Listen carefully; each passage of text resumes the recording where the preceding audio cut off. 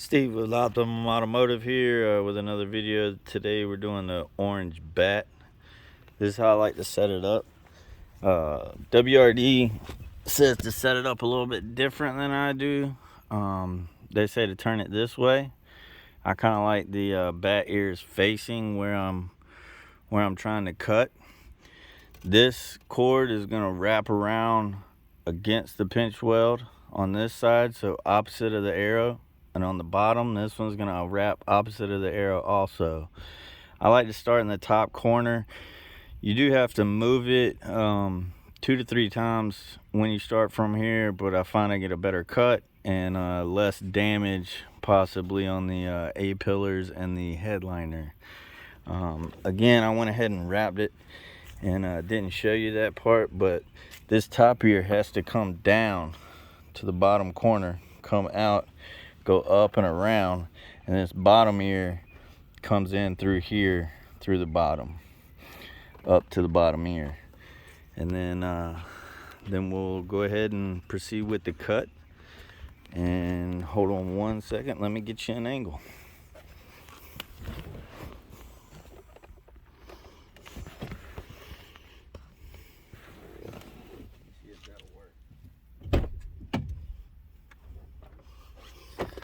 Hold on 1 second. Let me try to get the best angle I can of the whole windshield here. That's probably all I'm gonna get.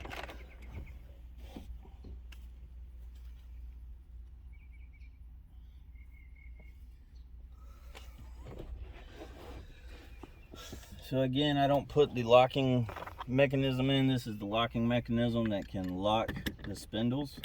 Don't put those in until I need to. I like to leave a little extra cord to let it move. But I like to begin my cut nice and slow, gear 1, with the long extended Allen key that they provide in the kit. And just about on a half trigger, keeping it nice and tight against the glass. And just letting it get its cut started. Once it gets started, it usually goes fairly easy. And just keep that trigger about halfway, making sure you're keeping it tight against the glass so that you don't have any issues with the A-pillar. Again, on this, I don't like to use any real thick line, the gray line or the orange line. I don't prefer. I prefer the green line for GT. Once you get straight across, don't keep going because you're going to put too much pressure on this A-pillar. It's going to cause fraying on the plastic. So I like to release it, let it move it around to here. Tighten it up. I like to take my red wedge, jam it up there in the corner so I can hold it nice and tight to keep it off that A-pillar. Continue my cut, going really slow.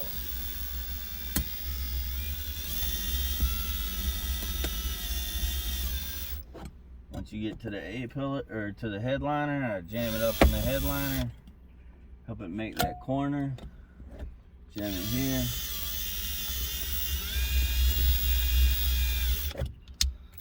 Once I get past that corner, I go ahead and I move all the way over to the passenger side.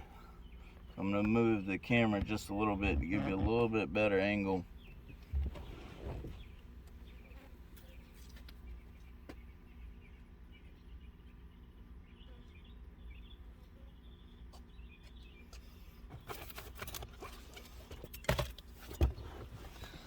Now I take the bat, I move it all the way across.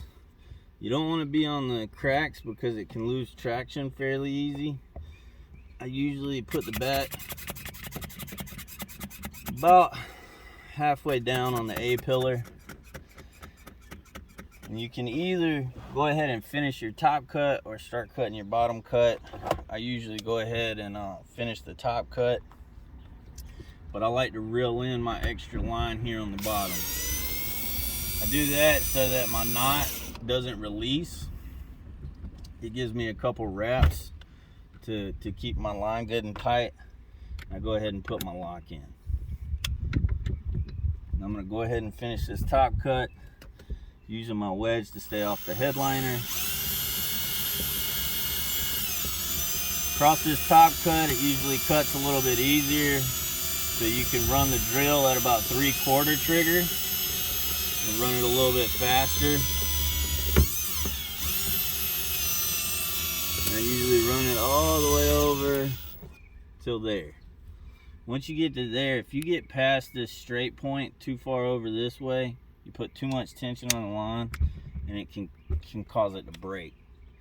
So now I'm going to take this lock out, put it in the top. Now on the bottom, I'm wrapping this way, so I want it to wrap along down towards the pinch weld and around this side. So you're going to see me reach all the way across so that I can move my dash protector as I'm cutting.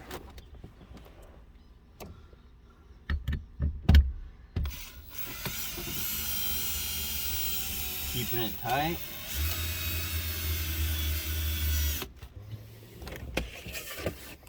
Moving the dash protector. Keeping it tight.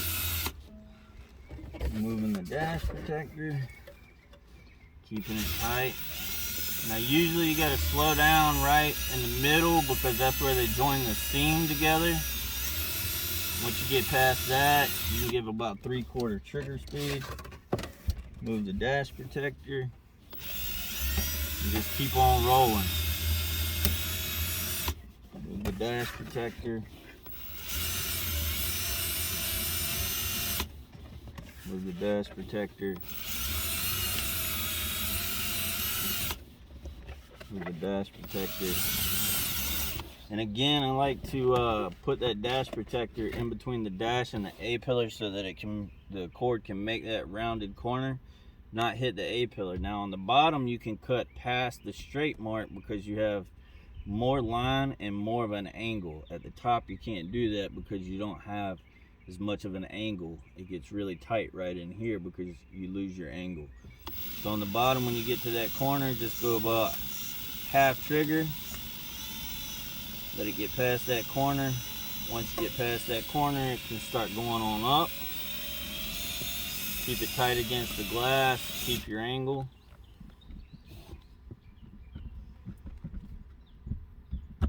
And my drill died.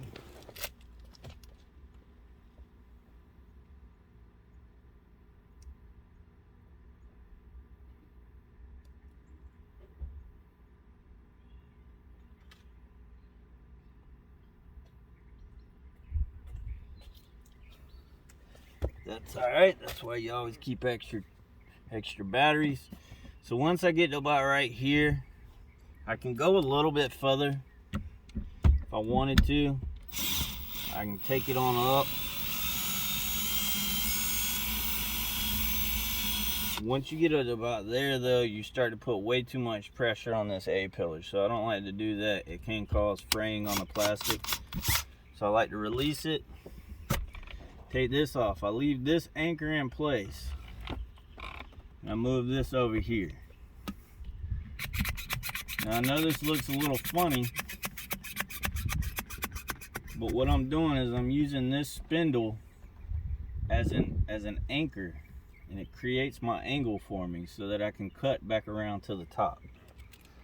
And you'll see what I'm talking about as I start my cut. So it's pulling over here. This is just acting as an extra lever, and it keeps the angle where I need it so that it doesn't put pressure on the A-pillar. Get right around that to the top, and you're out. There's your clip, and that's it. And that's how you cut a windshield out with the bat. Thank you. Have a good day. This is Optimum Automotive.